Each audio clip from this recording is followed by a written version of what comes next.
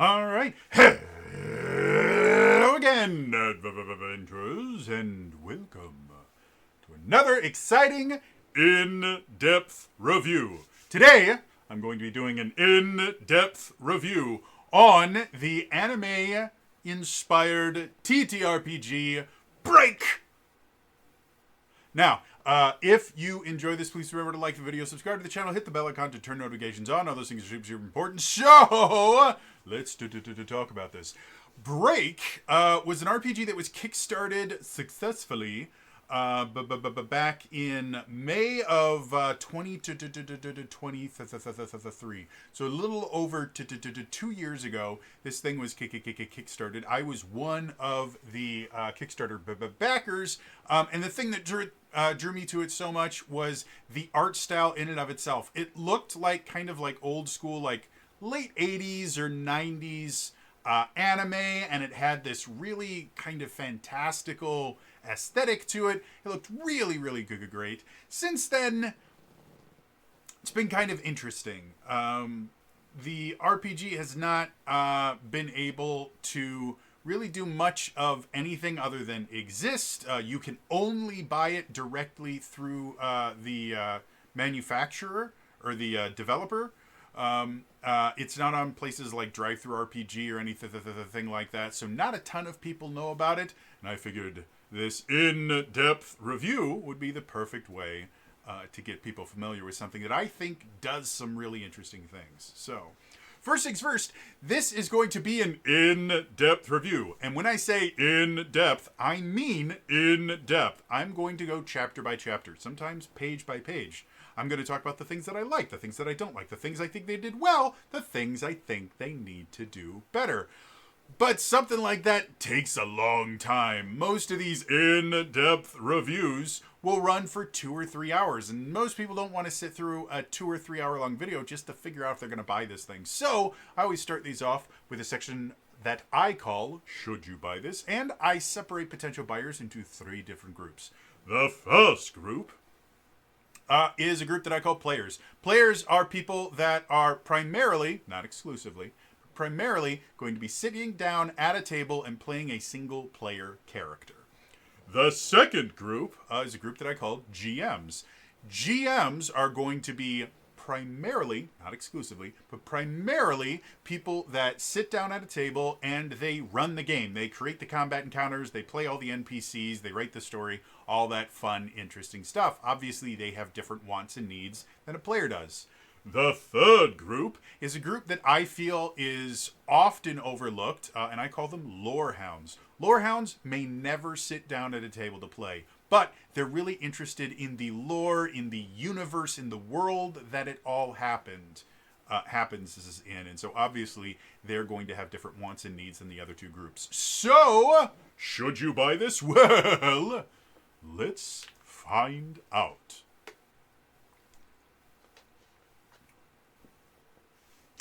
The first group.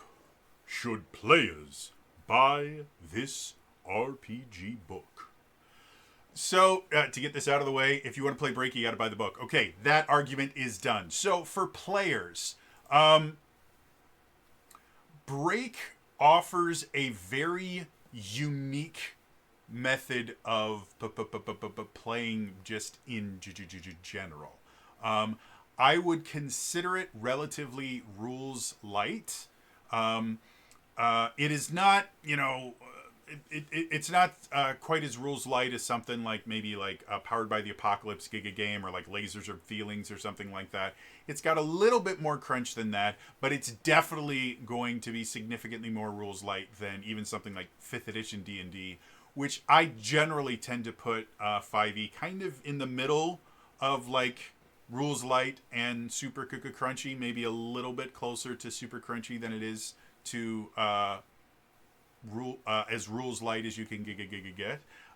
So that in and of itself is kind of interesting, but the thing that does make this game interesting for players is just the sheer amount of kind of unique aspects that they have here. Now again, I mentioned that the game is not super crunchy.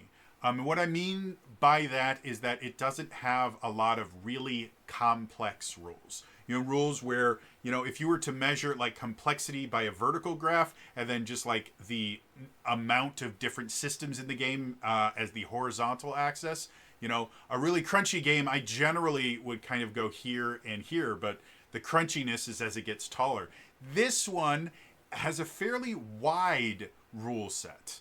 Like when you're creating your character, you have your calling, effectively your class. You have your species, pretty self-explanatory. You have your homeland and history, that's going to be kind of like your background and stuff like that.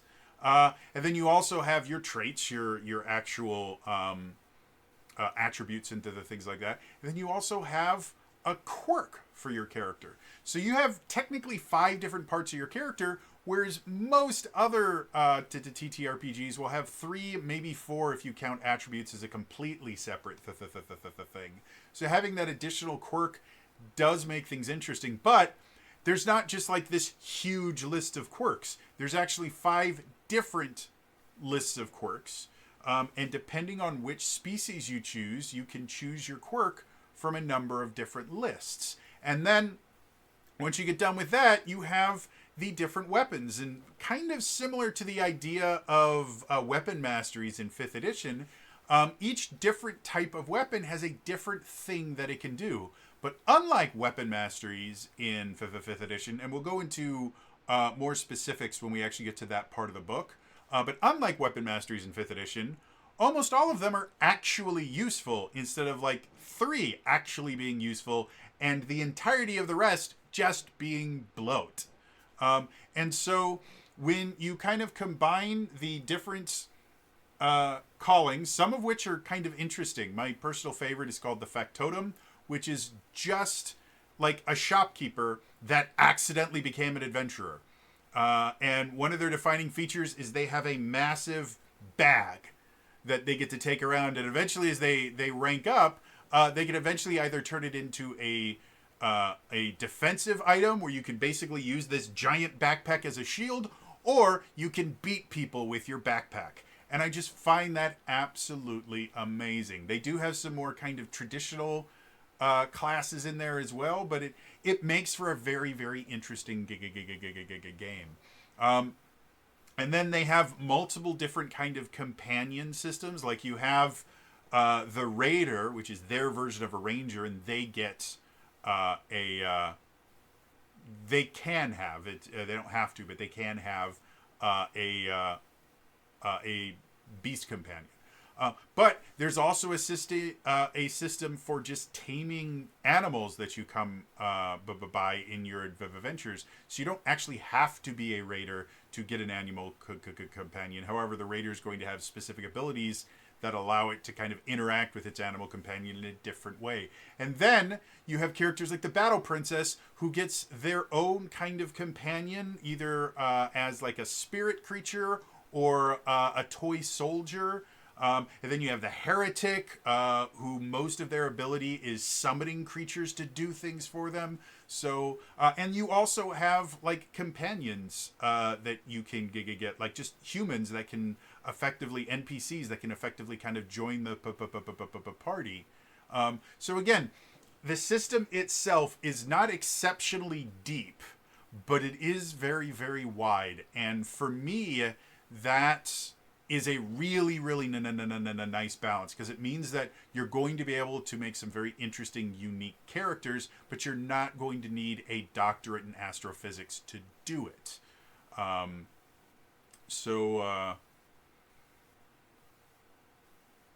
Yeah. The other thing, the combat system is another place where we start getting into the kind of the rules lights as a section, as opposed to like requiring a map and minis and things like that.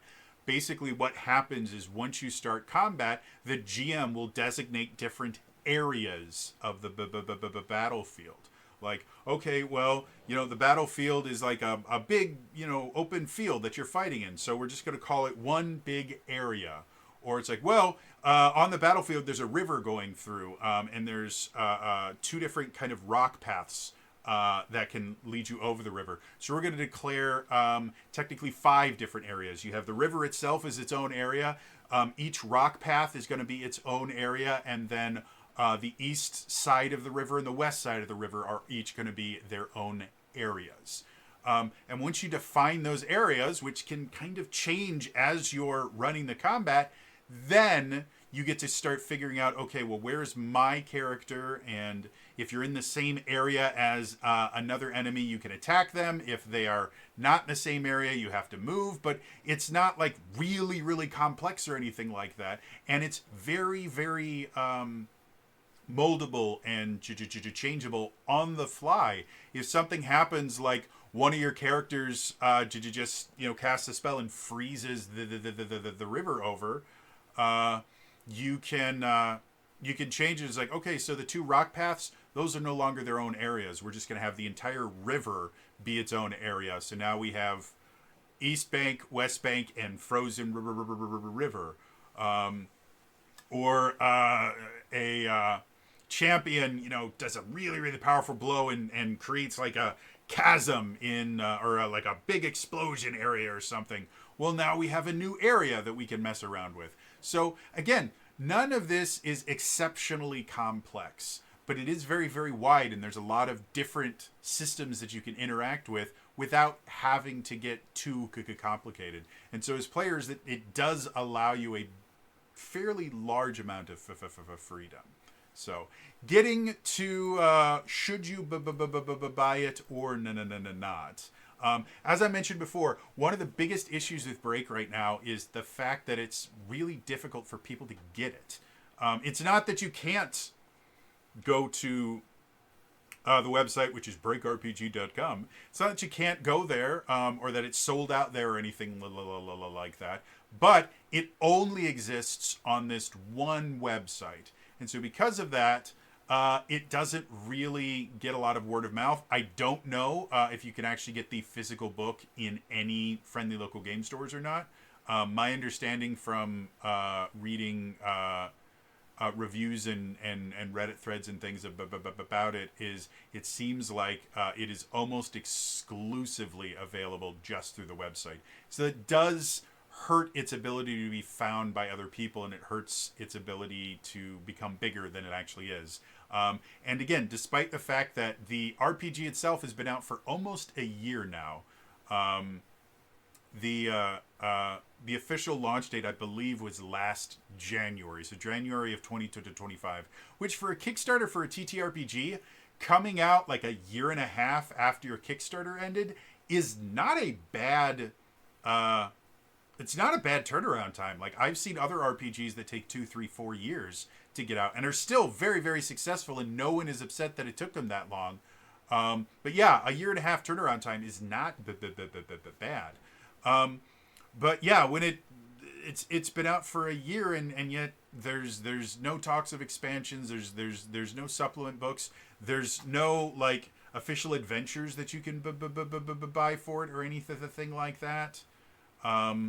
So again, it is a very limited thing. The PDF on the website normally is $35 US. Right now, they're running a sale, I would assume, for the holidays, where it's actually only $28, so that's pretty good. And then the physical version of it normally runs $69. Nice. But that comes with both the physical book and the PDF. And right now it's on sale for $62. So for players, do I think there is enough to justify the $69? I'm not going to base it off of a sale price. I think so. It's a little bit more expensive than I would like to see for, especially for an RPG that's, as for lack of a better term, is as limited as this one. And by limited, I mean the only thing that exists for this RPG is the core rulebook. So I generally wouldn't like, I'm generally not a fan of it costing almost $70 to get into the game. But the core rulebook is relatively robust. Like, it's nearly 500 pages. I think it's like 460 something, 470 something. So it's a beefy little book. So I can justify $69, especially if any of the stuff that I talked about really sounded interesting to you.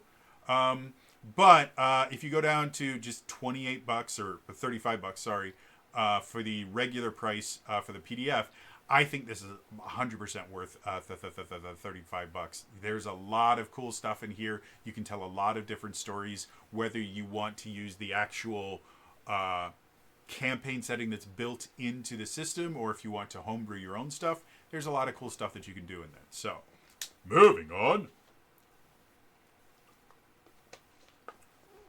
The second group. Should GMs buy this book?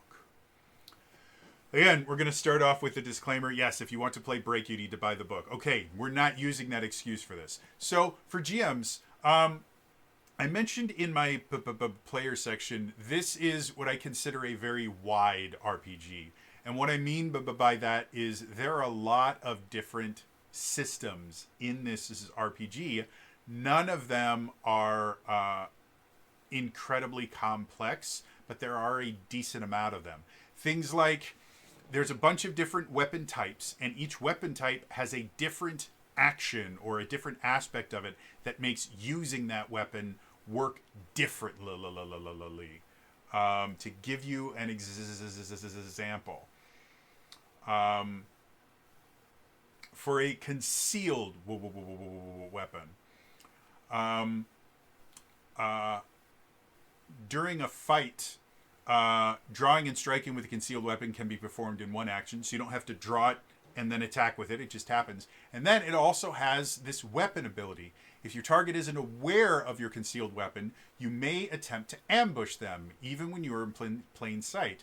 Your target must be in the same battlefield area as you, but otherwise this attack works like a normal ambush. If your ambush is successful, others using concealed or thrown weapons can join in the ambush. And then it also gets extra damage for rolls of that total 22 or above. That's another thing. Different weapons, like your standard weapons. If you roll a 20 or higher, you do extra damage. Whereas concealed weapons, you need to roll a 22 or higher to get the extra damage. And it's different with different weapons and things like that. But that's one of the things that makes this so interesting, is the idea that all concealed weapons have this sneaky swipe ability. And it means that your choice of weapon type definitely changes how the things work. Which is, again, what weapon mastery was supposed to be and didn't really turn into. Yeah, and then there's other things, like there is a crafting system, and there is an animal taming system. There's a cooking system. There's vehicles. There are boss fights with creature. There's a creature type called Colossus creatures that are literally so large that the players have to basically kind of climb onto it to be able to fight them. There's negotiation. There's a negotiation system and various kind of levels of that. They have an exploration system, not just overland like hex travel exploration, but they also have dungeon exploration systems built into the system. You know how for some odd reason everybody is now like getting really, really upset that books don't publish the idea that a dungeon round is 10 minutes. Well, they specifically have an entire system. They call it exploring, versus overland exploration is called journeys.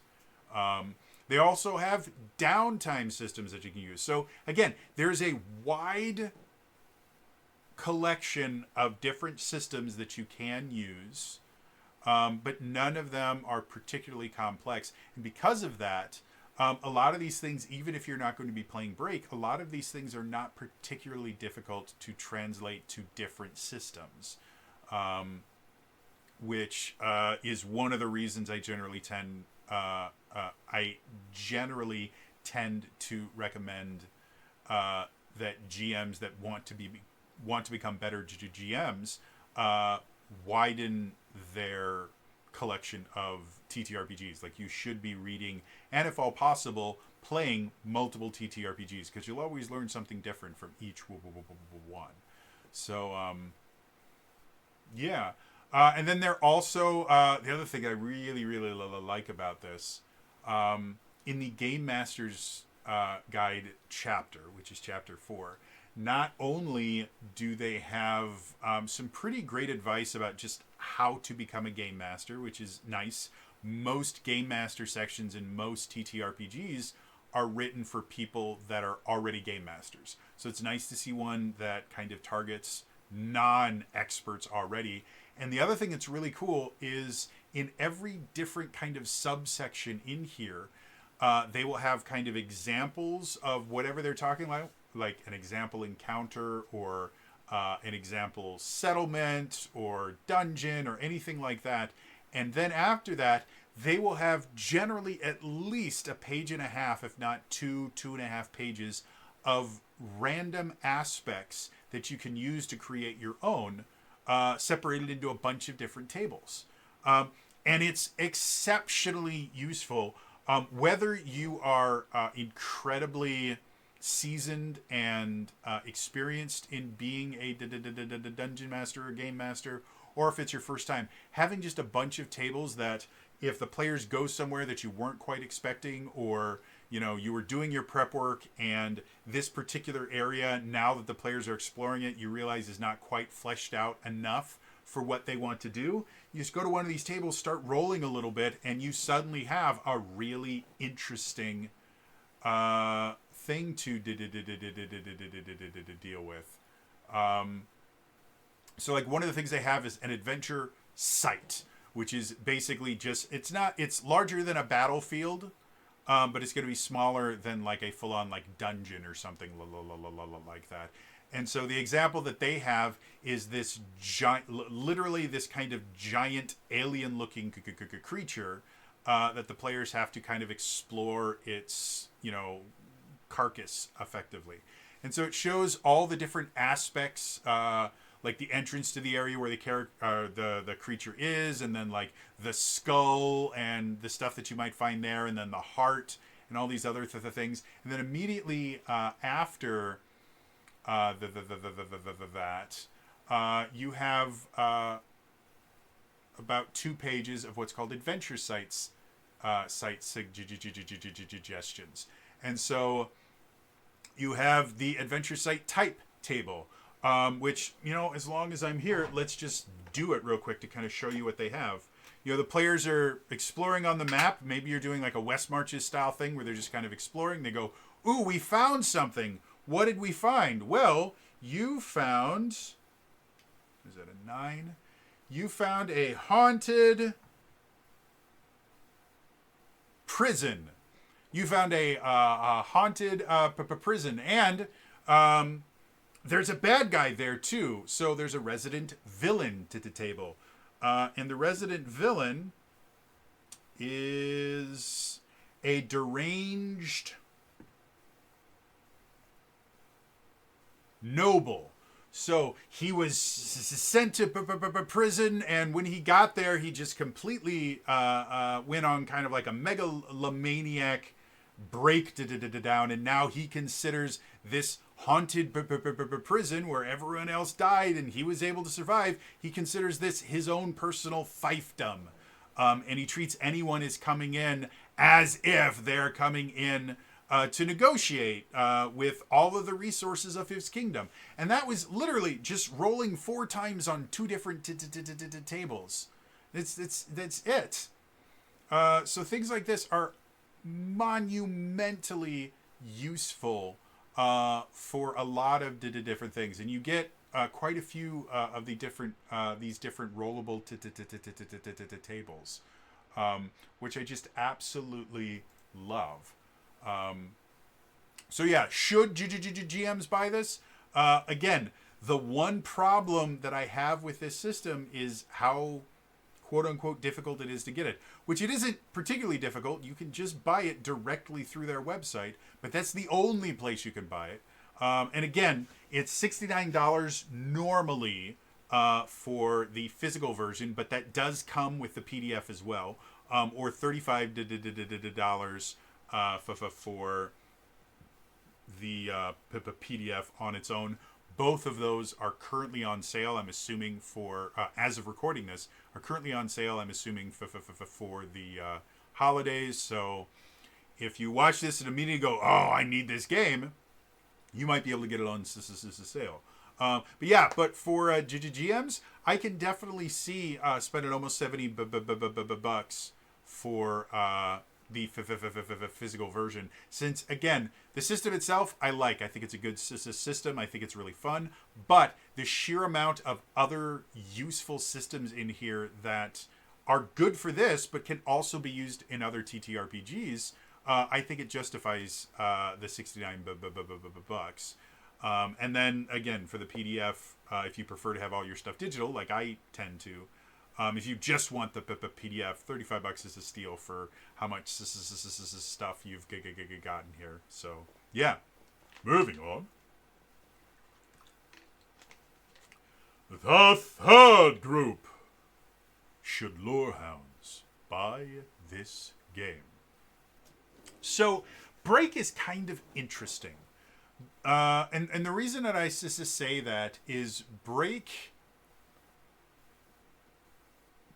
creates its own default campaign setting, and everything in the game is very kind of lore inspired. I say this about Essence 20 all the time. The idea that any rule that they have in there was inspired by some part of the lore.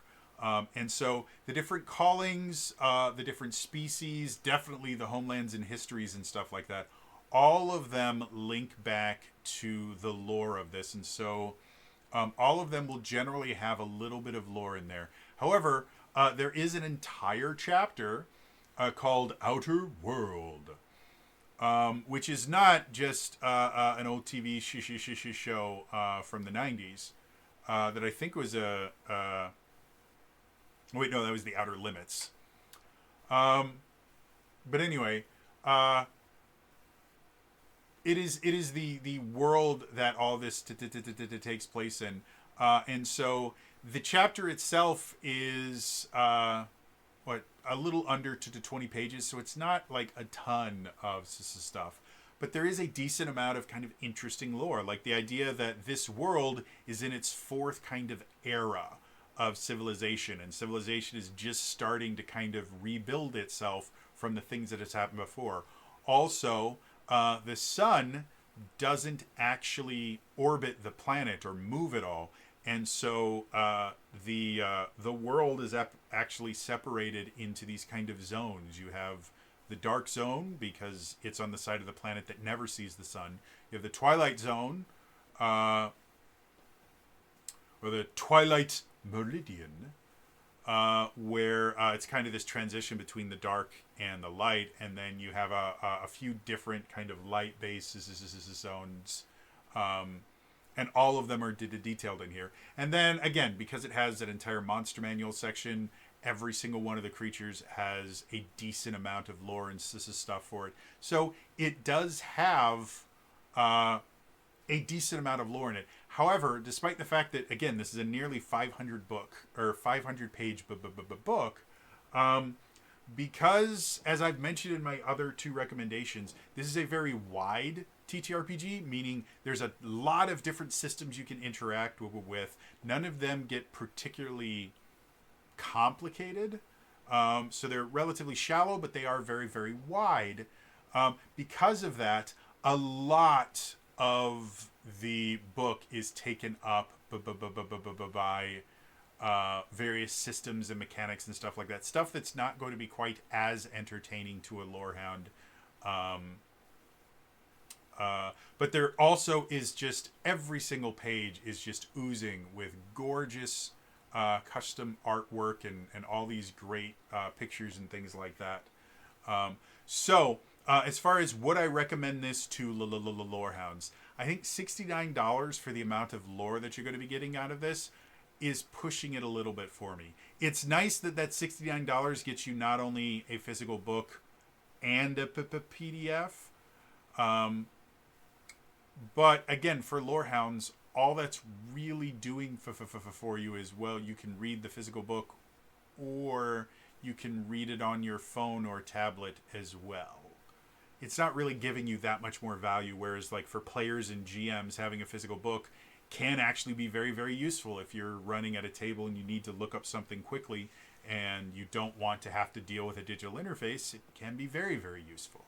So, yeah, I don't think I can recommend the physical at full price. Right now at the sale, $62 is still pushing it a little bit.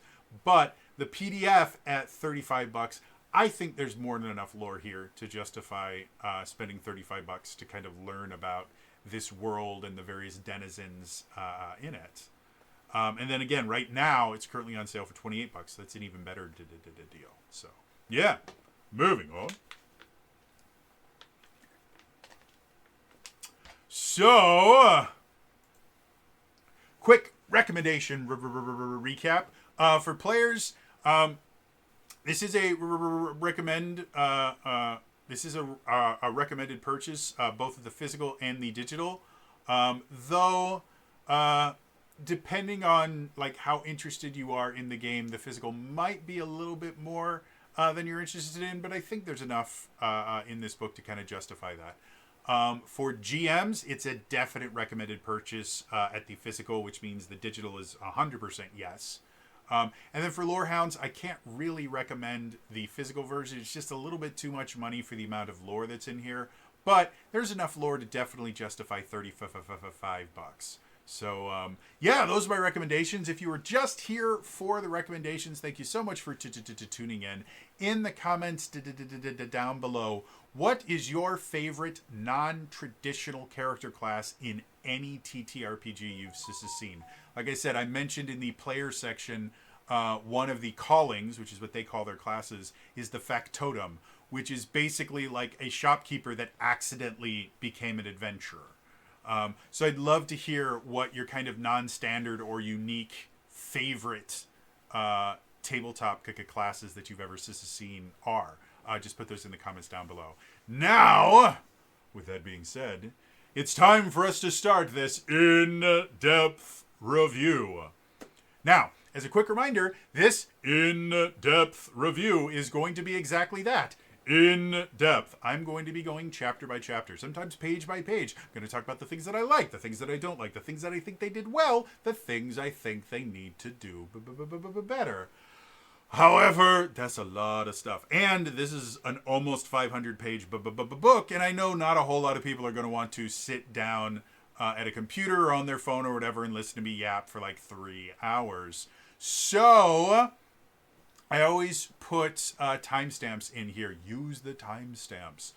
Jump around to the sections that are more interesting to you, and come back to finish it a little later. I know YouTube would prefer me to tell you, no, watch it all the way through. Watch it 7 times. But I understand, like, you all have lives and things like that. So I put the timestamps in there to make things easier for everyone.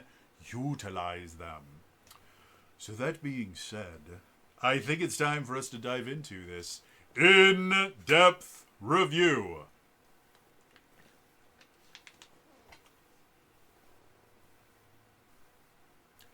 The first section.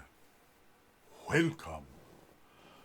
This is your standard welcome.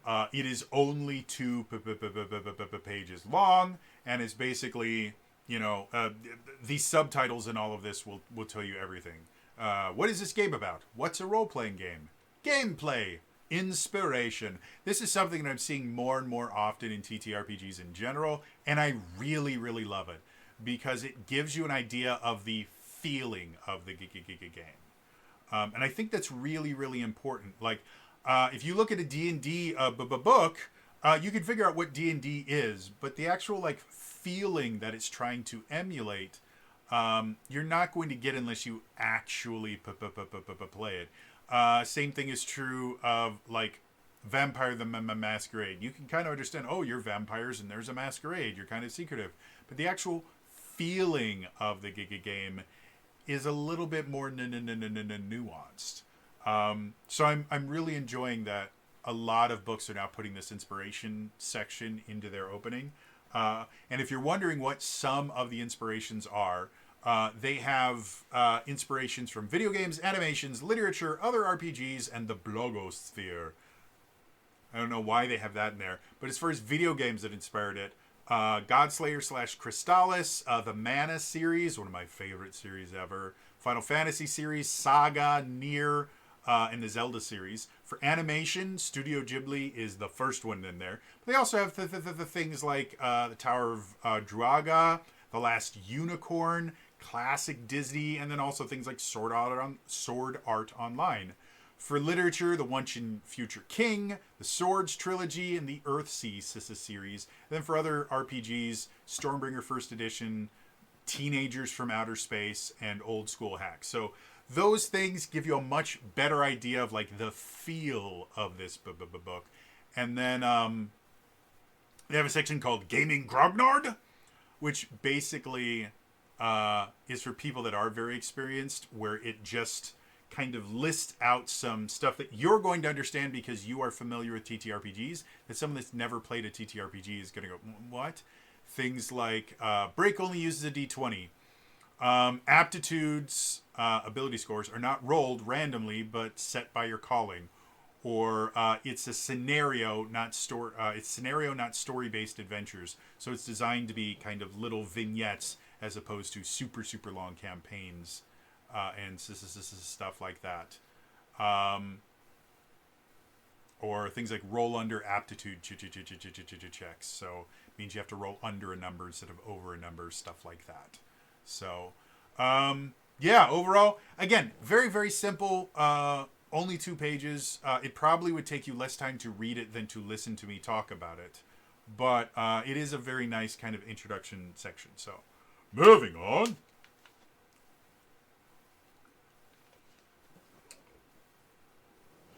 Chapter 1, Character Creation.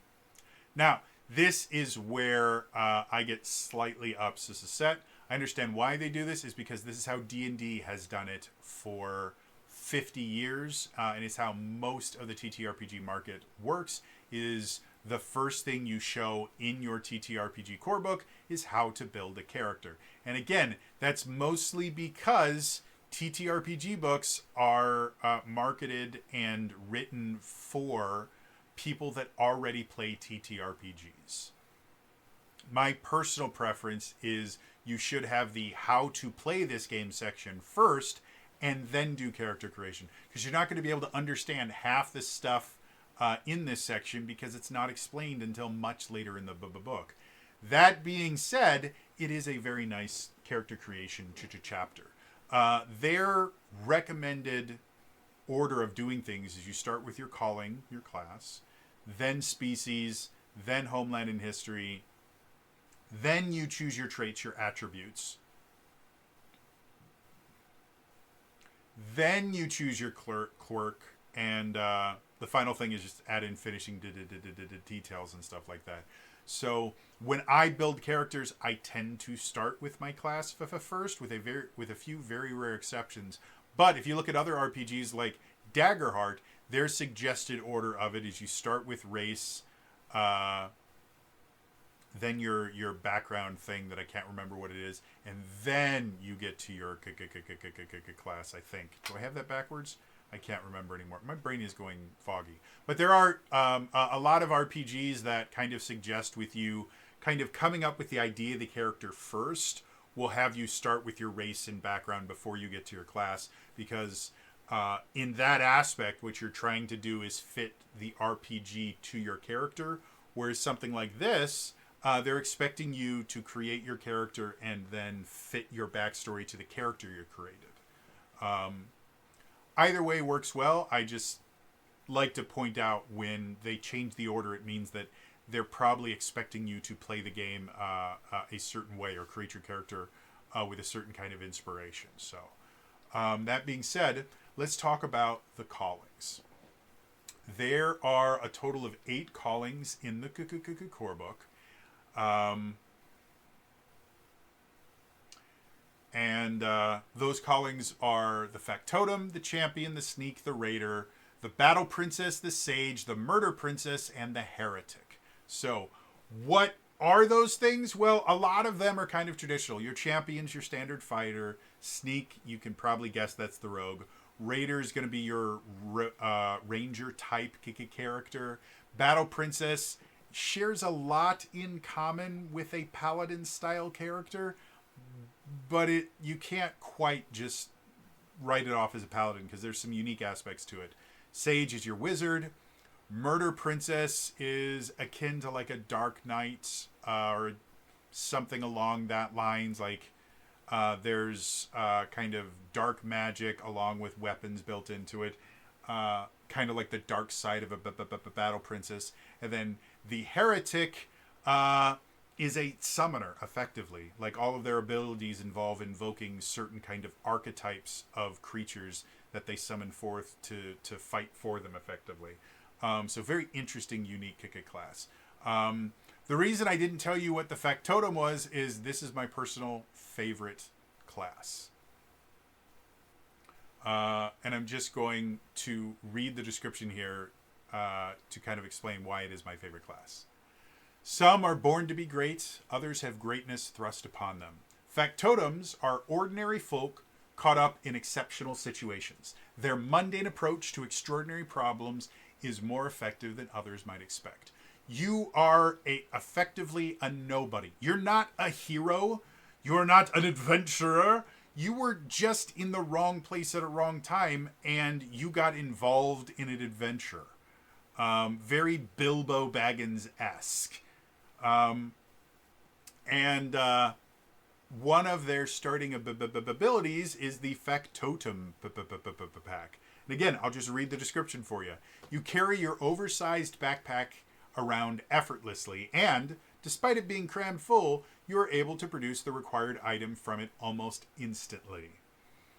And it gives you a bunch of benefits. One of the things, you have a number of inventory slots for your character based on how large the character is. So the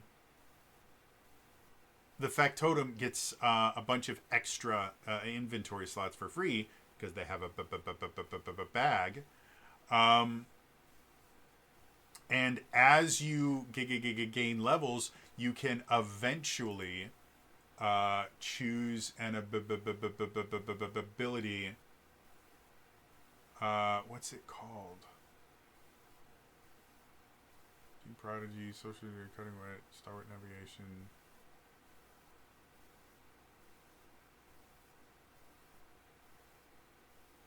I'm not finding it here.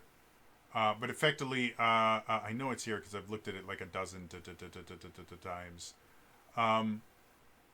Eventually, you can turn your Factotum pack into a type of weapon, which I just love. I just think it's amazing and a fantastic idea.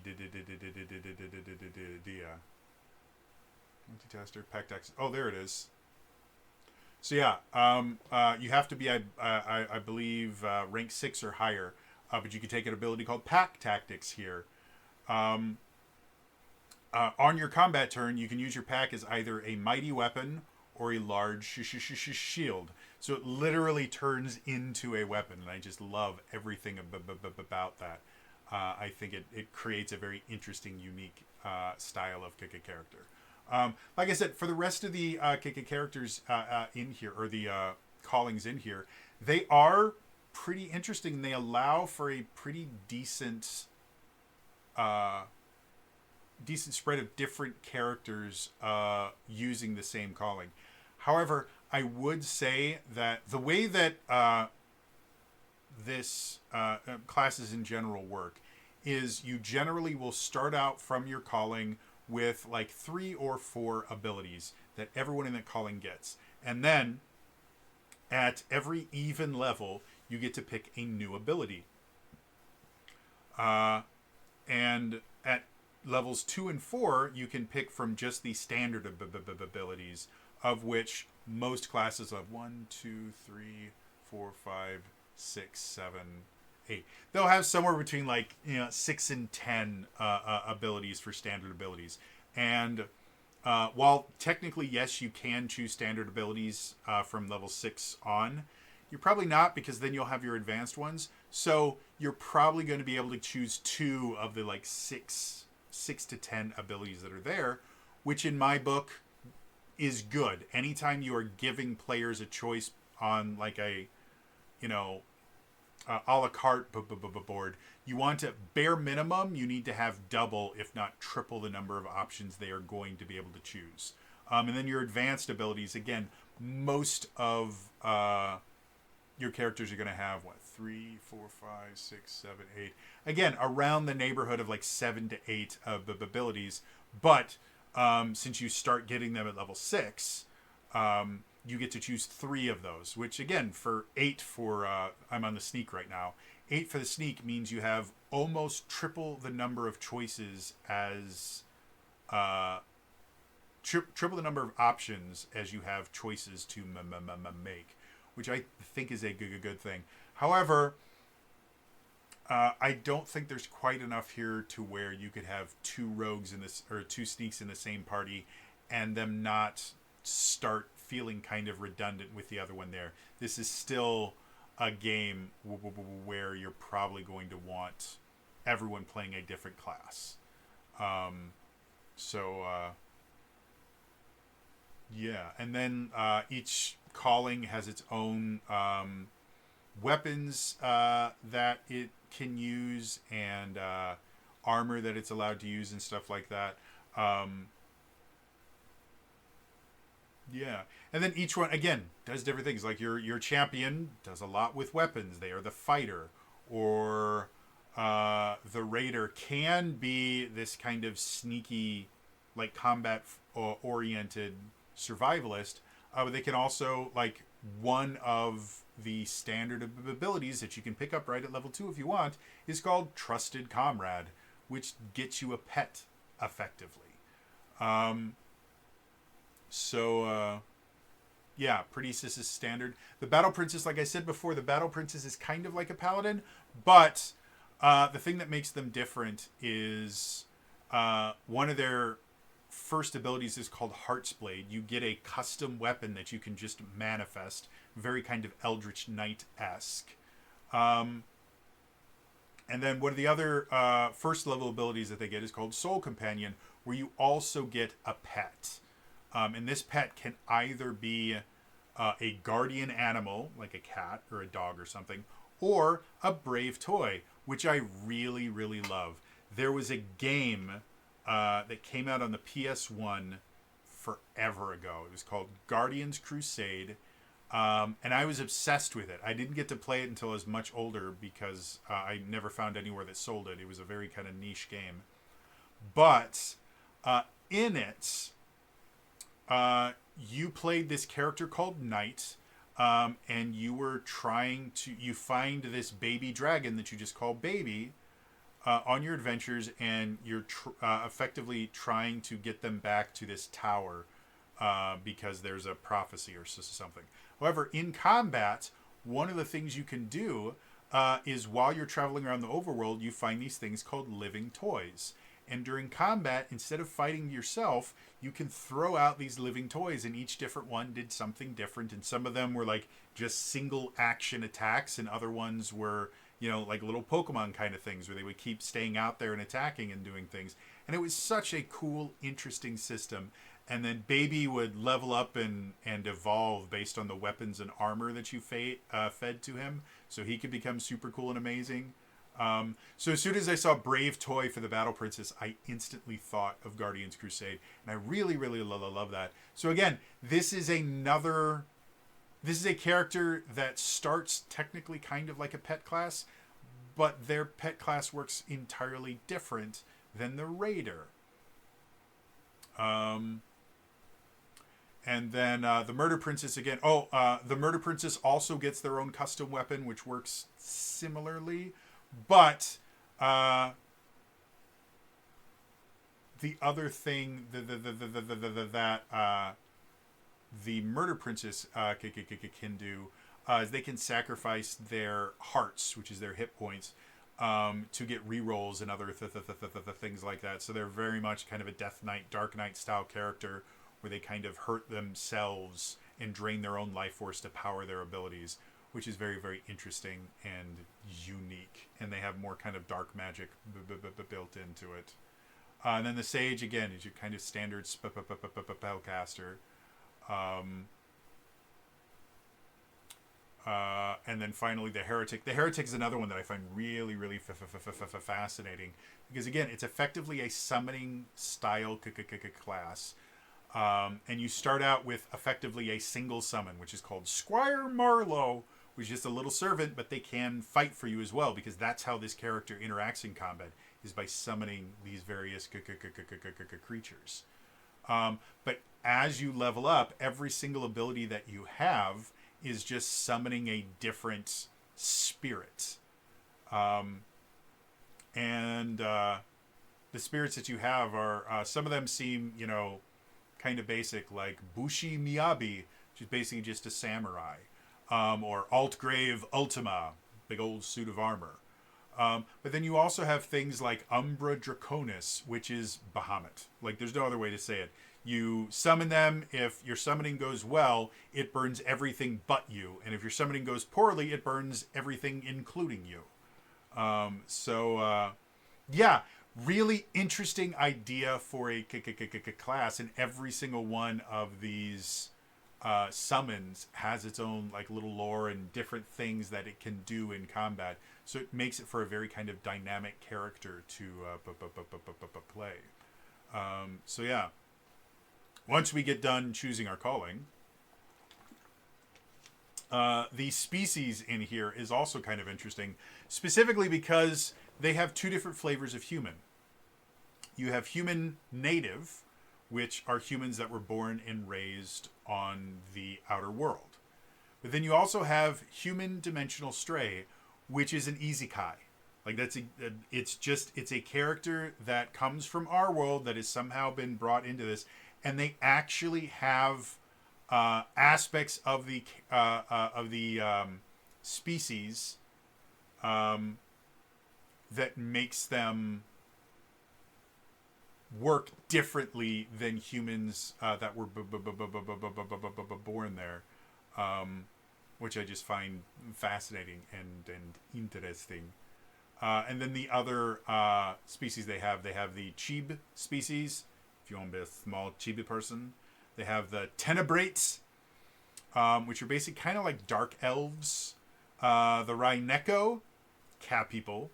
The Promethean, which are, I'll just read it. You're one of the chosen, a perfected being. Super tall, like arrogant people. The Grun, who are kind of orcish.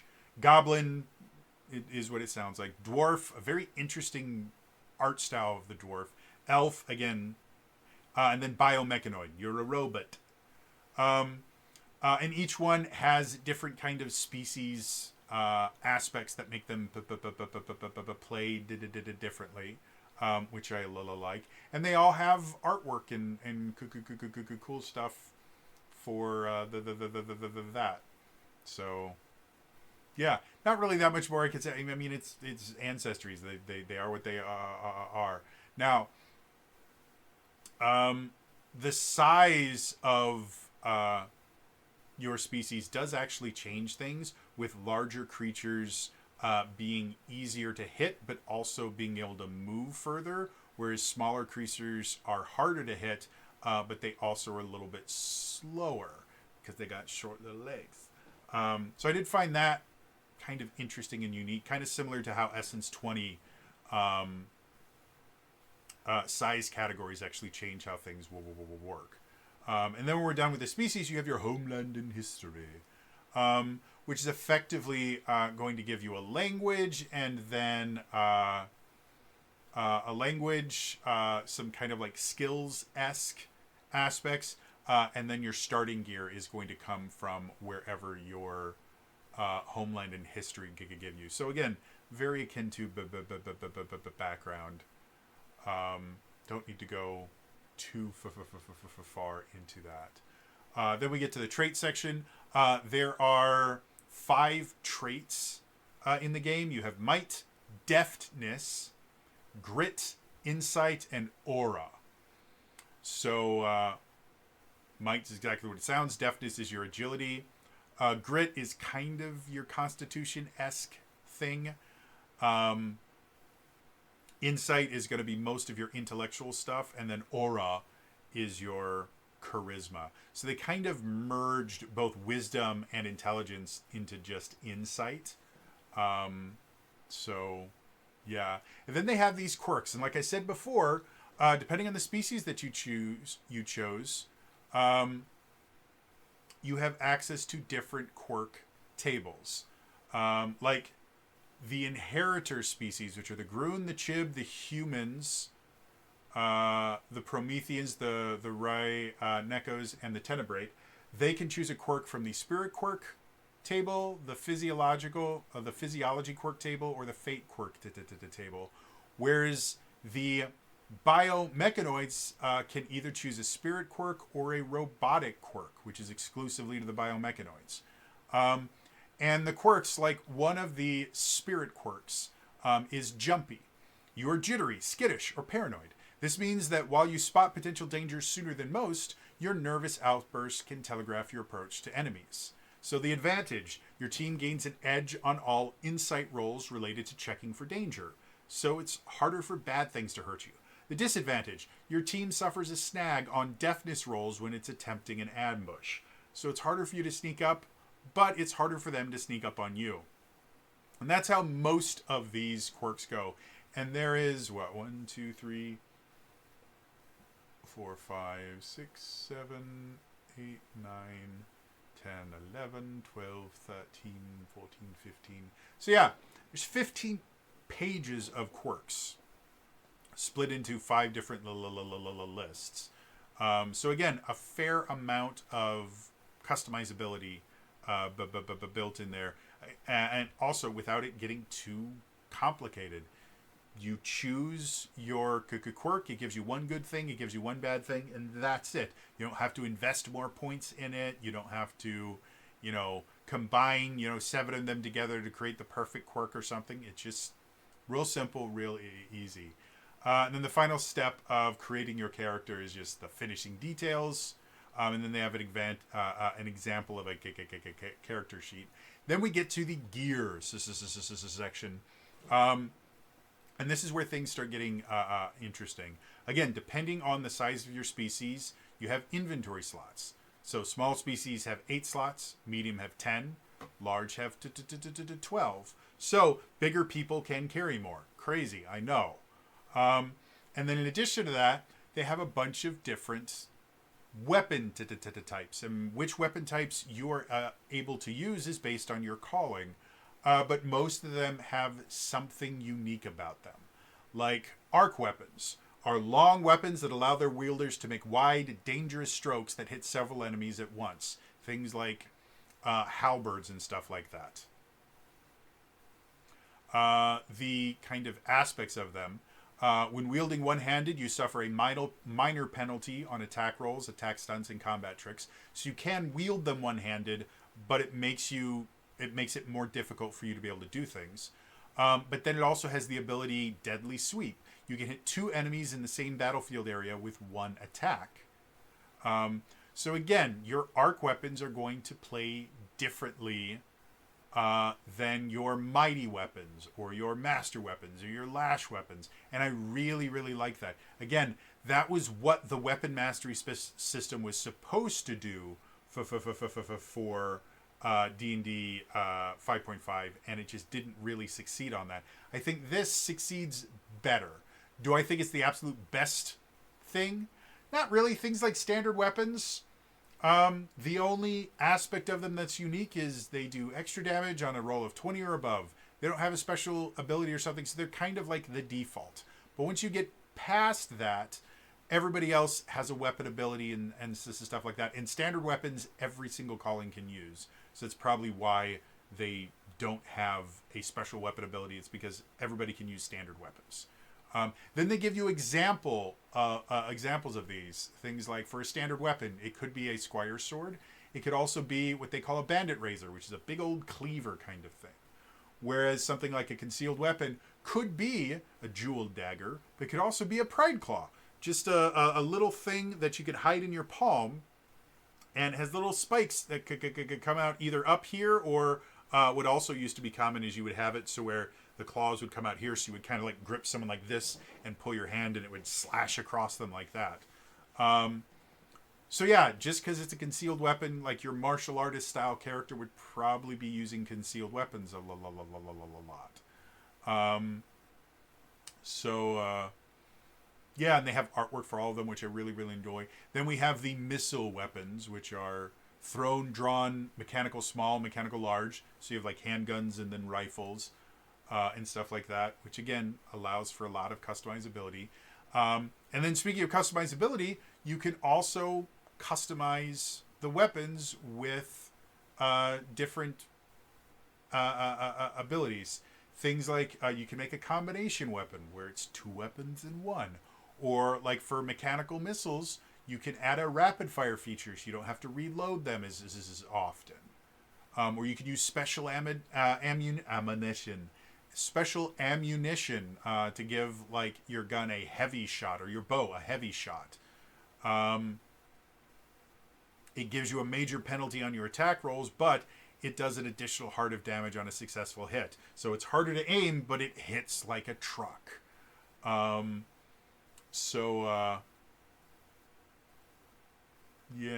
Then we get into the armor. They have light, medium, heavy, and super heavy armor, along with a bunch of different customizations for all of that. One of the things I really like is they do give examples of this is an armor with a customization, and one of their customizations armors is called Omni Maneuver Gear. And guess what that's in reference to? It is the light armor with the integrated grappling hook customization. And the description of it is the Colossus Slayers of Iden employ armor that incorporates a grapple wire, perfect for scaling walls or enormous monsters. Wonder what that's about. But they have a picture of it, and it actually looks pretty cool. So with stuff like that, it does allow you to create some very interesting character concepts that allow you to do some very interesting things. And then they have shields and customization for shields.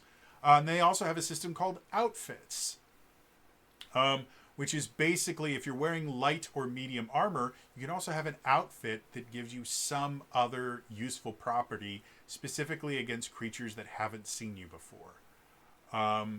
So like a tattered outfit, it gets a minor bonus on rolls attempting to blend into a crowd or when trying to convince someone you're not worth their time, but you also suffer a major penalty on rolls to convince someone to take you seriously and can attract the negative attention in affluent areas.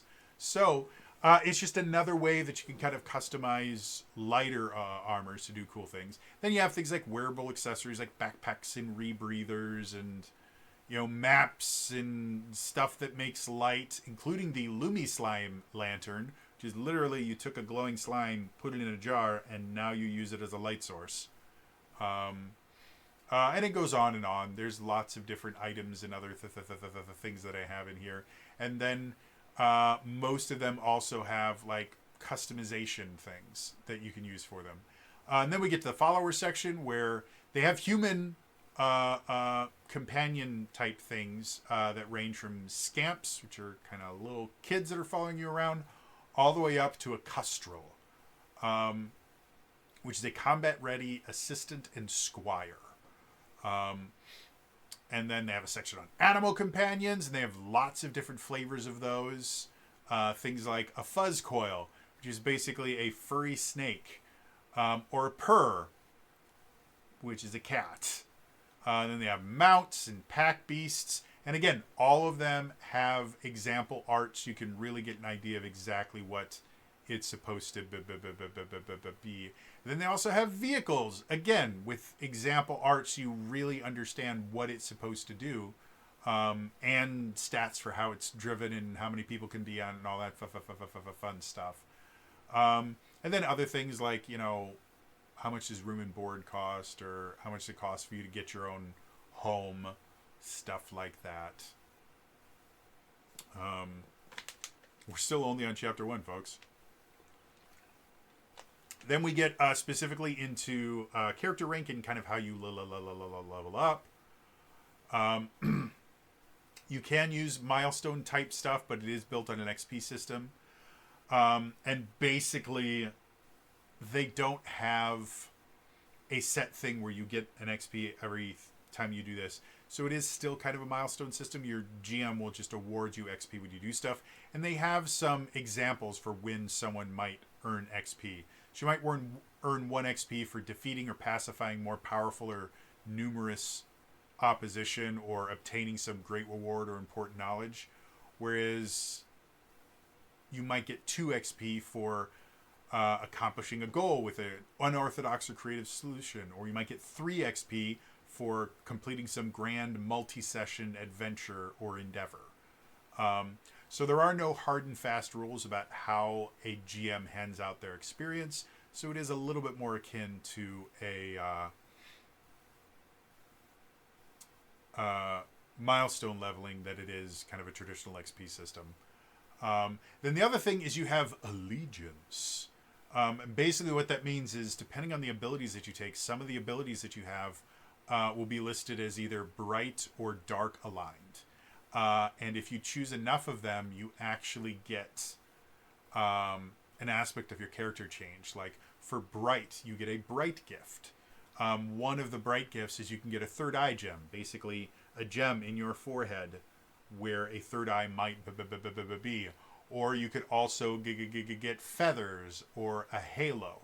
Whereas dark gifts, you might get a shadow mark or horns or opaque eyes or a devil's tail. So there are physical changes to your character depending on how much you interact with the dark or the light in this system, which I find interesting. So, yeah. Moving on. Chapter 2. Playing the game. So, this, in my humble opinion, should be Chapter 1 so that you can actually understand what the hell is going on. But it is what it is. Again, the game itself is a little bit more scenario based. Where, you know, you will go out to do a specific thing, you will complete that, and then you will come back. Kind of similar to like a West Marches campaign, or playing one-shots like in the D&D Adventures League or something like that, where your character still exists, but it's not like Dungeons & Dragons where they expect you to be in this one party and kind of exploring all together. And nowadays, a lot of people expect this kind of overarching story. That's not really how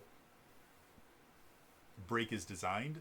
Characters only go up to level 10, and it's designed to be a little bit more freeform. It doesn't mean that you can't have an overarching plot, but it's probably going to come from connecting a bunch of different smaller, you know, adventures and things like that.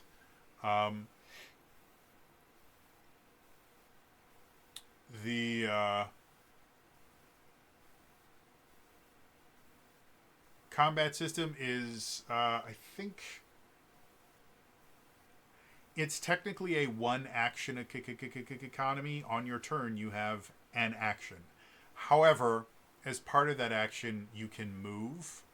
So you could argue that it is a 2-action economy where a move and an action, but they only list a single action in there. So I'm going to refer to it as a single action economy.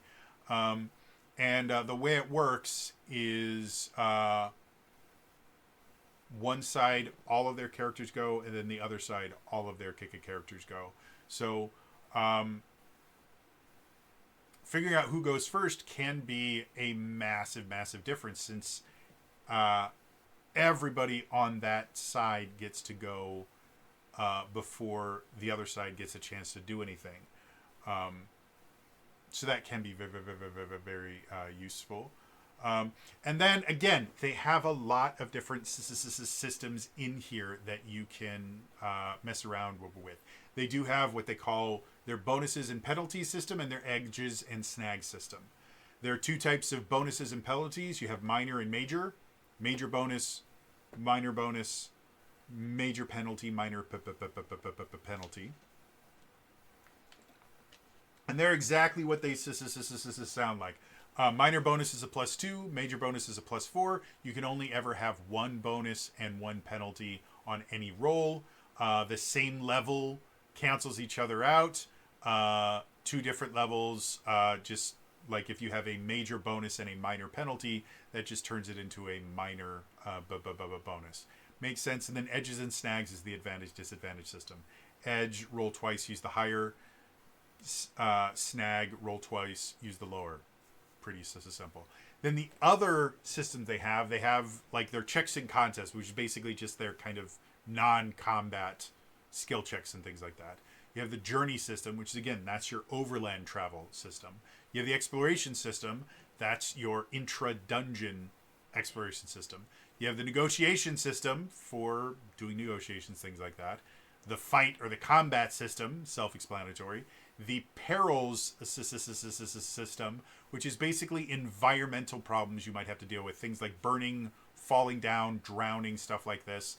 Downtime system for when your characters aren't actively adventuring. And then you also have a crafting system, which includes the cooking system. So each one of them, again, not particularly complex, but there's enough of them that there's a lot that you can do with them. Yeah, I mean, for the most part, none of them are really that groundbreaking. Like the journey system is somewhat akin to what they use in the One Ring 2nd Edition, where you have like a hex map, and then you know how far you can travel in a single day, and then you make, you know, effectively kind of like travel rolls style things. They do have different kind of roles for adventurers. I don't think they use them in the journey system, though. I think that's, the exploration system. So, again, exploration system. They have rules for exploring a dungeon and how long it takes and all those other things. And they actually have 4 different positions that your characters can be. You have rear guard, observer, vanguard, and scout. And each one has benefits to it. Like for the rear guard, if a trap or blast is set off behind you, you can choose to shield the PCs in front of you from its effect, but forfeit any checks to avoid the effects yourself.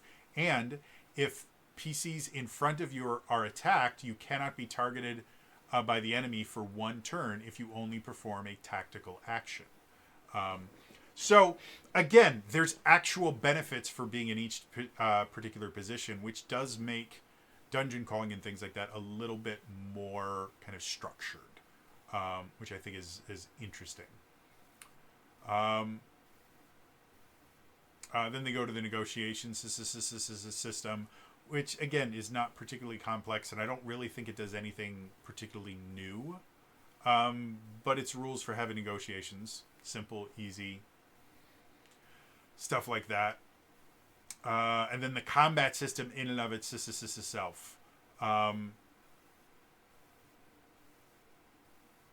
It's a pretty straightforward combat system. It is, like I mentioned before, it is area based.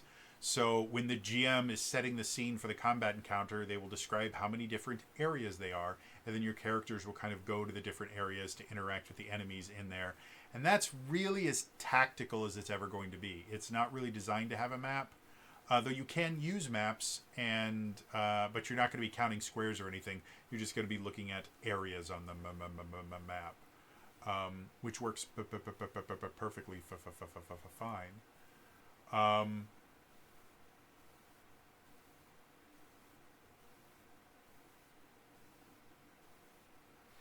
And effectively, like for initiative, they don't have an initiative system. They have a fight start system.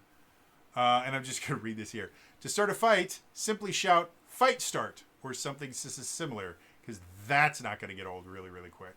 And then effectively, the way that you choose which side gets to go first and therefore gets all of their actions first is either whoever instigated the fight gets to go, or if there's any doubt as to who started the fight, then the character with the highest deafness on each team must enter a contest and apply their speed rating bonus.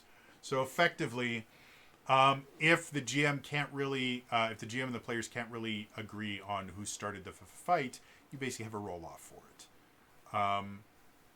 And then, yeah, again, the combat is nothing particularly crazy, but they do have something that I genuinely think can be implemented in any kind of RPG. But they do it really well here, and they call them stunts. Not stunts like in the age system where you roll doubles and then you get to pick off of this a la carte board. No, this is basically whenever you want to do something crazy. The first way they talk about is called an attack stunt. And the example that they give is I swipe at the bandit queen with my staff and attempt to knock her weapon on the floor. So it's an attack, but you want to do something other than doing damage. And then the GM will invent some kind of failure condition for this one. If you try that, there is a danger you may drop your staff and it require your next turn to retrieve it. So, cool, yeah, if you want to do that, that's fine. If you fail, this is the fail result. And then you, they say, make a wager. Here's an example wager. Entangle, restrain an enemy with your chain whip. Fail and you fall to the floor, toppled. And then hurl a sword at a flying foe that's out of melee range. Fail and the weapon lands 1 battlefield area away. So that's kind of your wager is basically, this is what I want to do, and this is what happens if I fail. That's the wager. And then you just do your normal attack roll, and success or failure, everything is done. Then they have combat tricks, which is basically any kind of weird thing you want to do that doesn't involve an attack you already have. So again, their example, I'm going to pull the Skellamaster's cloak over his head in order to obstruct his vision. It doesn't require an attack or anything, it's just something that you're doing. And again, they have the same rules there. They have a diminishing return system so that you can't have this one player who the only thing that they do is like they're constantly tripping the same enemy or something like that. They have the ability to do assists. They have tactical actions. There's a lot of interesting stuff. Again, none of it is hyper complex, but there's enough different choices that you really are going to feel like you have complete control over your character on the battlefield, which isn't always true about TTRPGs. If you think about like D&D 5th edition, you have a list of things you can and can't do.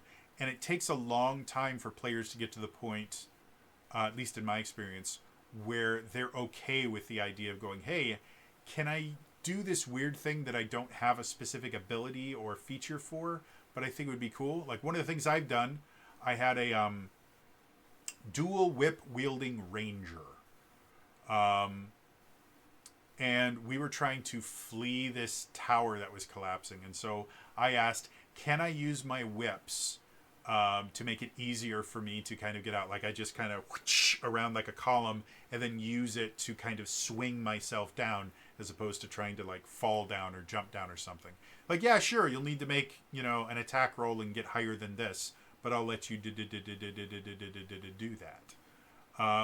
So in something like D&D, which feels like a very kind of permissive game where it tells you what you're allowed to do, systems like this, like those custom attack stunts and stuff like that, encourage the players to think outside the box right from the get-go, as opposed to waiting for them to kind of come into their come into their own as a role player. So, yep. The other thing that's kind of interesting is your hit points are measured in hearts. And when you lose all of your hearts, you have to roll on the injury table.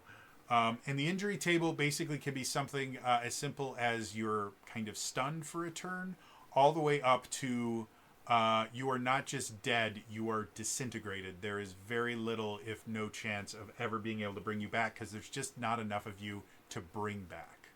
And so the interesting thing is, as long as your character is not dead, when you reach 0 hearts, you simply roll on the injury table. And then the next turn, you can go ahead and continue playing the character like you did before until you get a result that makes it effectively impossible for you to continue. Like you're out cold or you're mortally wounded or something like that. So unlike most TTRPGs where as soon as you run out of your hit points or your stamina or whatever, you're just unconscious and you have to hope that someone's going to bring you back. This one, you get to still act when you no longer have hit points. It's just every time you get hit after that, you're making one of these injury checks. And the more times you make it, the easier it is for your character to just outright die. But theoretically, if you continue rolling well, you could get injury after injury after injury after injury and not technically be taken out of the combat. Now, you eventually have to deal with those injuries, generally through downtime, but it is a unique way to look at a combat system, which I just find really, really fascinating. And then they have a section on colossal combat. Again, I mentioned one of the monster types are called colossals. And so what they are is they're these huge creatures that you actually have to climb up on. And each different area is going to have its own set of hearts that you can deplete to kind of make the creature weaker until you are able to kill its core point, which is basically the thing that's keeping it all together. So yeah, really, really cool system. Kind of akin to the Colossus system in Daggerheart, the campaign setting, something of the Colossi. I can't remember what it's called. Anyway, I love stuff like this. I love the idea of fighting a monster that's so big that you have to climb on it to kill it. I think it's amazing and cool. Yeah, then they talk about perils, basically, bad stuff that can happen while you're exploring. The different ailments, conditions, everything from like disoriented. Chibied is a system where you've been turned into a miniaturized version of your self that's adorable. So I do enjoy that there is a long list of different conditions, because again, that as a GM, that gives me a lot of different things to play with when the players are trying to do something interesting, like with those attack stunts and that. You can just go, well, that's really similar to a restrained condition, so that's what we'll do. They have a condition called jellified. You literally become a jelly person. And then your downtime system, which you can do crafting or healing and stuff like that. Then the crafting system in and of itself, and you have a bunch of different disciplines like alchemy and cooking and forging and all that stuff. And there's rules for a lot of different things. None of them gets particularly deep, but they do exist to make things easier on the GM and the players to know what they can and can't do. Or at least what they can do. It doesn't really tell you what you can't do. And then another thing that I really, really enjoy, they have a materials section. Where they have things like ash bronze, a red-tinted metal that flickers with an internal flame and emits a dull warmth, excavated from solidified magma created by mana volcanoes. So they have all these different magic things that you can use as part of your crafting to make it feel more authentic, like you're actually upgrading your sword. Like I've taken ash bronze because I want my sword to have, kind of a fire effect to it. So I'm going to reforge it with ash bronze in the blade or something like that. I love stuff like that because it really does make exploring feel more important, because you might find something that you can later use to modify your weapons or armor and things like that. So, yeah. So one of their example imbued objects, the base item is a mighty weapon. The material is ash bronze, and it uses an element gem additive, and so the weapon just does additional fire damage. It's a great sword that does additional fire damage. Really simple, and it shows how much the materials cost, how much a crafting commission for it would cost if you're not going to do it yourself. Like, it's really, really simple and easy to use. And then they have complications if you try crafting something and something goes wrong. Just cool stuff. Moving on. Chapter 3. The Outer World. This is the lore chapter. It is by far the shortest chapter. But as I've mentioned in other parts of this, this world is in its fourth era. They call it, the overview here. It's the fourth aeon of the outer world. It's the fourth aeon of outer world, and the planet is recovering from a war that buried empires and ravaged the earth. The sun machine no longer orbits outer world, thus the planet is divided into hemispheres of day and night. A few young and ambitious nations have emerged and are attempting to reboot civilization, but most folks struggle with day-to-day survival. Ancient knowledge is being rediscovered and weaponized by well-intentioned and the nefarious. Creatures, both intelligent and bestial, prey on the weak and the vulnerable, and then a handful of brave and impetuous adventurers wander the planet discovering forgotten truths, performing great deeds, and shaping outer world's fragile future.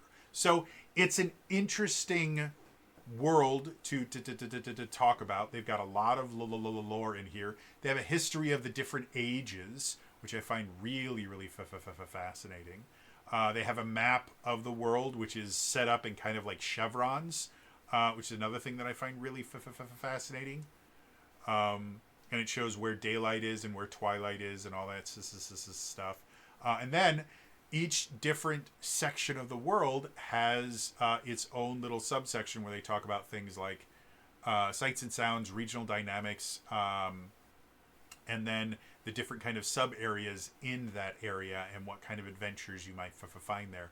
And they do that with every different section effectively, which is really cool and interesting. And yeah, that's it. Moving on. Chapter 4. The Game Master's Guide. Exactly what you would think it is. This is, how to be a GM in Break. It does have a lot of good advice for new GMs, which I really enjoy. And it's stuff like creating adventures, creating characters. They even have a section on creating Game Master characters. So things like, the villain, the big bad. These are, tips and tricks on how to create an interesting, unique villain. How to create rivals for the players. How to create like quest givers and service providers and allies and all this cool stuff. They have some example characters, and then they have a bunch of tables. And I think one of the ones that I thought was really interesting, they have a villainous motivation table. And one of the ones that made me think instantly, the first motivation that you can roll for a villainous creature, is the world is a cruel place, so I shall be crueler. And I, again, when I was younger and I was acting, I played almost exclusively villains because I was a big dude with a big dark beard that I didn't shave, or big dark neck beard that I didn't shave, and had a big deep voice. I always played the bad guy, and I rarely made it to curtain call. My character always died. So I have kind of a connection with villainous characters. They're generally well-written villains are the most interesting characters in any show, hands down. One of the things that I hate is this really lazy way of writing a villain, which is, I'm a bad guy, so I do bad things. And that's their motivation, is I'm bad, so I do bad. No one has ever thought like that. Truly villainous people don't believe that they're the bad guy. They believe that they are the hero of their own story. And so this idea of the world is a cruel place, so I shall be crueler. you could very easily misinterpret that as, I'm bad, so I do bad things. But I think a better interpretation of this is a character that has seen that the world is this massively cruel place, and they've had bad things happen to them. And so as a way to kind of regain their control, they're going to be like, fine, you want to be an asshole? I will make sure that I am the biggest asshole ever to ensure that this is how the world works. The world is a bad place, and instead of fighting it, I'm just going to live in it. The world treated me bad. I will treat everyone else bad so that everybody knows what it feels like to just be shit on by something that you can't stop. Like, that is a really fascinating motivation for a villainous character. This idea, and the interesting thing about a character like that is you see people like this in your daily life on a regular basis. We call them Karens. But this idea that something bad happened to me and I'm going to make it everybody else's problem, that's a real person. You've probably dealt with someone like that. To be perfectly honest, if you've gone out in the world in the past week, you have probably dealt with someone like this. Now, take that to the nth level, to where not only do they feel like they've been wronged and so they're going to make that everybody else's problem, but they have the power to make it a very, very big problem for other people. And you have a villain like what was her name? Professor Umbridge from Harry Potter. My favorite example ever of a brilliantly written and acted Imelda Staunton, I think is the actress's name. She was so brilliantly amazing at that character, and everybody hates Professor Umbridge. Everybody does. And when you actually look at it, Voldemort is wizard, without using a term that some people might get upset about. It is wizard leader of a certain aspect of German history, let's say. Like, he's this massive, like, supremacist. And he is incredibly evil. Probably one of the most evil characters in fiction. Just this horrible, disgusting, evil, malevolent, vindictive character.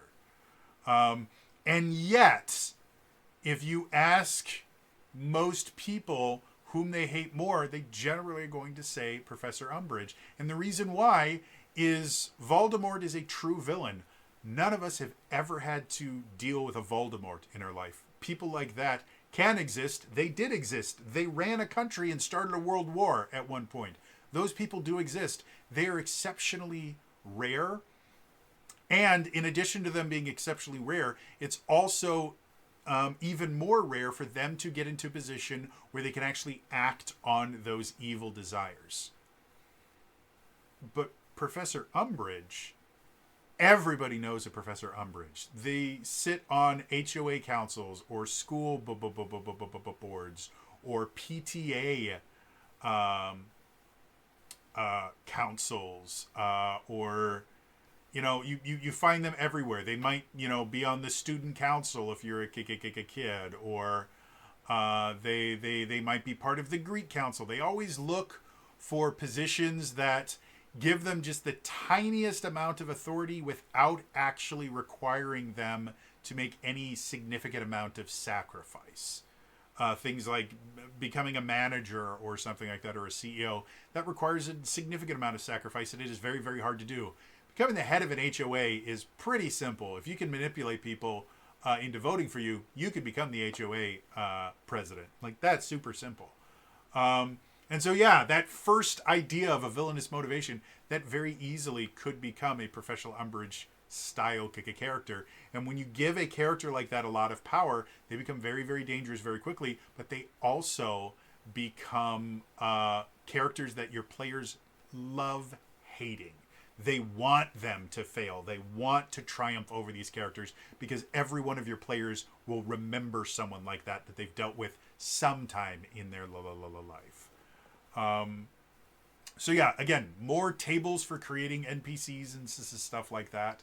Then they have a settlement section and talking about things that need to be in a settlement for it to kind of work. And again, more tables to roll on for settlements, so that again, if you didn't prep for it, or as you're playing you realize that you didn't prep that aspect of it, or your players are going somewhere you weren't expecting them to, roll in the table. Or again, if you like to be me and you just kind of like to go with the flow, you can just not really prep. You can like have a name for it, and as soon as they get there, you're like, oop, oop, oop. Okay, this is the settlement. This is how it works.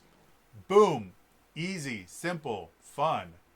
And then they do adventure sites. Again, this is the example they have here is so cool. It's this really cool full color map kind of thing of this giant alien robot thing that's broken, and they have to explore it. And then they have a bunch of other ones like the Shackled Deity, or Shaft number 2, or the Claw of the Titan, where they have like locations inside the adventure site. And then again, more tables that you can roll on, which I really, really enjoy. And then an adventure map, which is the larger kind of area where a bunch of different sites might be. And more tables that you can roll on, and more examples, and example encounters. Like, there's so much here for both new and seasoned GMs. And part of the table thing, that's a callback to like really old school TTRPGs, like original D&D. Everything was on a table. There was just table after table after table. And as games evolved, people wanted a little bit more structure and a little bit less kind of randomness, because while there are quite a few really, really skilled improvisers that become DMs, not everybody's really good at rolling on a table and then turning into something that feels real. And so modern game design tends to prefer a little bit more like fully developed ideas that are already fleshed out, as opposed to hoping that your GM can flesh them out on the fly, which again is a perfectly fine way to play. But there's just something to be said about having these tables and being able to kind of flesh something out right as you're going. I think it's absolutely great and fun. So, yeah. Moving on. Chapter 5. Adversaries.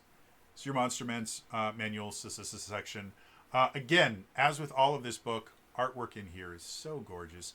And you basically have 4 different types of enemies. Not quite the like 4th edition draw steel level of different monster types, but still kind of useful. You have your mooks, not powerful on their own. They'll usually work together under the control of a boss.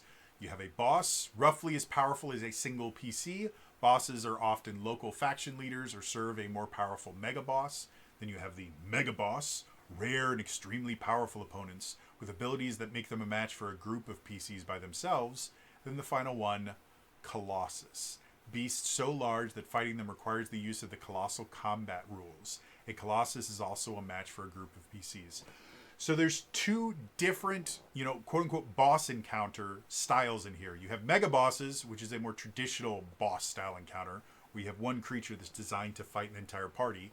But then you also have Colossus encounters, where it's not just one creature designed to fight an entire party. It's one creature that is the size of a building or multiple buildings that is just large enough that it requires an entire party to deal with it.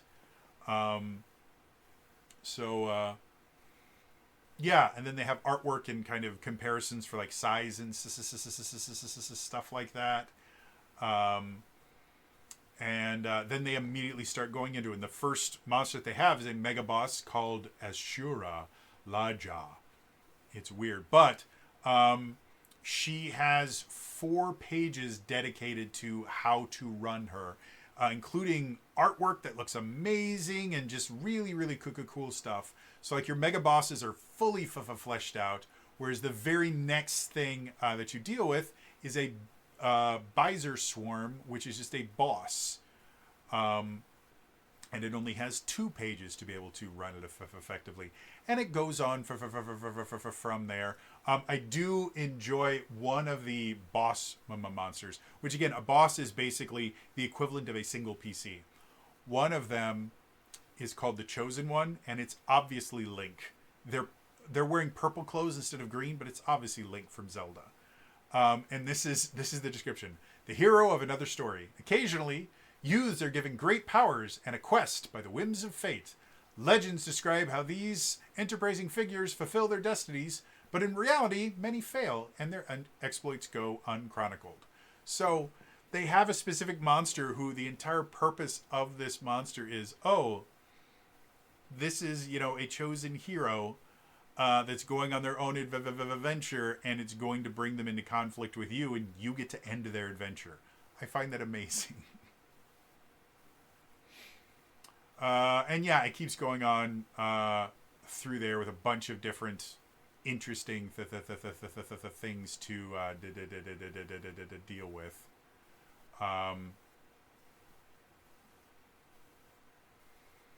As far as once we get through all of this, there's another aspect, and I have to get to the right page, y'all. That I really, really love in it. So as far as like number of monsters in here, I don't think there's more than like, I don't know, maybe like 50 tops. Like there's genuinely just not a ton of monsters in this monster manual, because again, a lot of them take up multiple pages. Or actually, I can kind of get an idea. 1, 2, 3, 4, 5, 6, 7, 8, 9, 10, 11, 12, 13, 14, 15, 16, 17, 18, 19, 20, 21, 22, 21. And then quite a few of those are kind of categories that'll have like 3 or 4 monsters in there. So yeah, around the neighborhood of like 35, maybe 40 monsters in total in here. Maybe closer to 30. So that's not that many. And so a lot of people will be like, oh man, I'm going to have to make all my own stuff. How am I supposed to do that? I can't just use 30 monsters over and over every time I play this game. Well, the very next section is on creating adversaries. So it gives you kind of the complete guide of, hey, this is how adversaries work. This is how you're going to build them and everything. And again, lots of different tables and features and the things like that you can add to them. And then you can also customize basically reskin and kind of modify different creatures. Like they have 3 example, or more than 3. Like one of them, there's a creature called a mange bandit, basically a dog-like creature. And you can change that into a mange hexer by increasing the rank by 1, making it a small species, and then add the Sage's Mortifying Bloat ability to it. Now you have a spellcaster style dog human monster thing.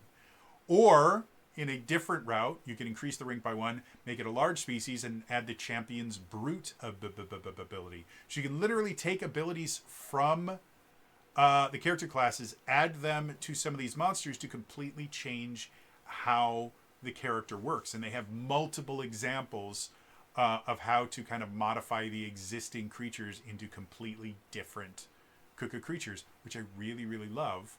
And then again, a bunch of tables that you can roll on to create your own unique adversaries. So, yeah. Moving on. Chapter 6. The Appendix. It's exactly what you think. You've got character sheets with example characters that look gorgeous, by the way. Like they look handwritten, which I love. And then cheat sheets, all the different weapons and armor and stuff like that.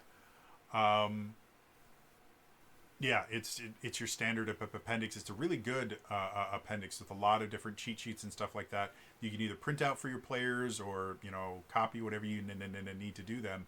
And they work really, really well to kind of simplify. Again, this is a very wide TTRPGs. There's a lot of different systems, but the systems themselves are not that complex. So by kind of just listing the bullet points of them, this gives you everything you need while you're running the game to be able to interact with all these different systems without having to memorize every single one of them, which is really nice. And then finally the index, which again, very, very useful. In the PDF I have, it's all hyperlinked. So if I wanted to see the blinded/deafened ailment, it says it's on page 268. I can just click and it takes me directly to it, which is really, really nice. So, yeah. So, moving on to final thoughts. Overall, there's so much that I love about Break.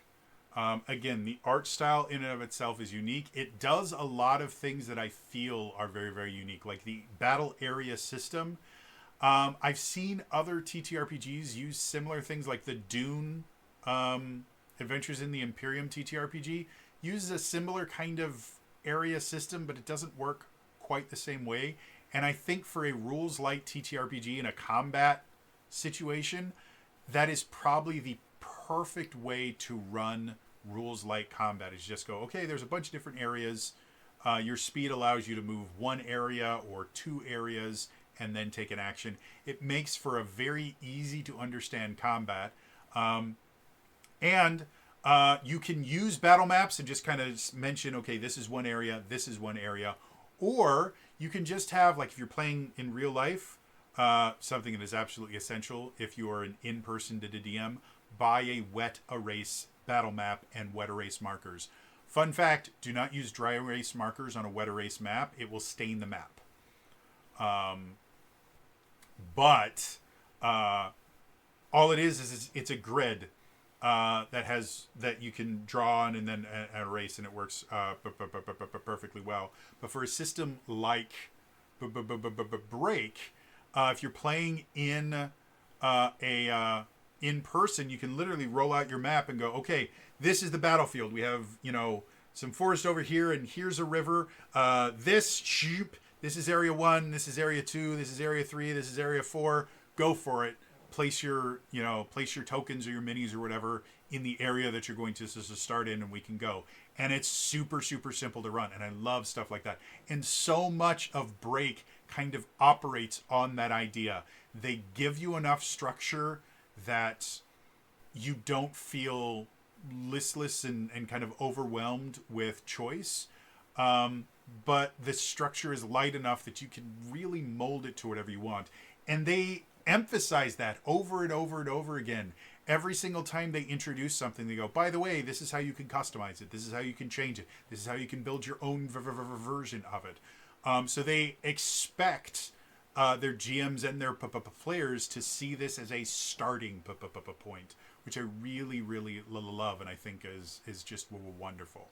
The problem I have with Break is Break barely exists. And what I mean by that is you can only buy it through Break. If they were to get the PDF on DriveThruRPG, we would probably see a huge influx of new players. But because you can't get it anywhere but their website, not a whole lot of people know that Break even exists. And there's been no follow-up to it. Again, the Kickstarter finished 2.5 years ago. The product has been out for almost a year, and not really a whole lot has happened in that year since then, except people have started to forget about it. And there's so much interesting stuff about this TTRPG that very easily could turn into new supplements, new campaign settings. Like, there's a lot of cool stuff you could do with Break. But, and this is just an assumption on my part, I think the people that made it were not quite ready to kind of make their own system and sell it. Like, they made a really nice, robust system, but the business aspects of it kind of fell through, and now it's just kind of languishing, which sucks. Now, it's very possible that it's just in a hiatus phase because it took a lot of work to create the core book, and maybe next year we'll see new supplements and stuff for it. But again, taking an entire year and not even, at least as far as I've seen, not even announcing a supplement or just something to keep people interested in it, and having no pre-written adventures for it, that's going to kill your TTRPG. And it's really sad because, again, I really like this. I think it's really cool. It was one of the games I was thinking about using. I may still use this next year for like a Secret of Mana style Giga game because I think it works well for that. But yeah, overall, it's great. I just wish there was more of it. And I wish more people knew about it. Anyway, that's going to be all for me today. As always, please remember to like the video, subscribe to the channel, hit the bell icon to turn notifications on. All those things are super, super important in the comments down below. One, what is your feeling on like anime-inspired TTRPGs? We've gotten quite a few recently. Everything from like Fabula Ultima, which is technically JRPG inspired, but that's also kind of anime inspired in and of itself. We've had Break. We've had a lot of different ones that are taking inspiration from different animes. Even Daggerheart had some anime inspiration in it. So what is your take on it? Are you excited about it? We're getting Sword World soon, and Mecha or Where's Blades was kickstarted back in September. So are you interested in them? Would you prefer your TTRPGs to not be inspired by anime and manga and be more of that like Western, approach of either fantasy or sci-fi stuff like that? Let me know in the comments below. Otherwise, again, that is all for me today, and I will see you guys next time. All right? Bye-bye.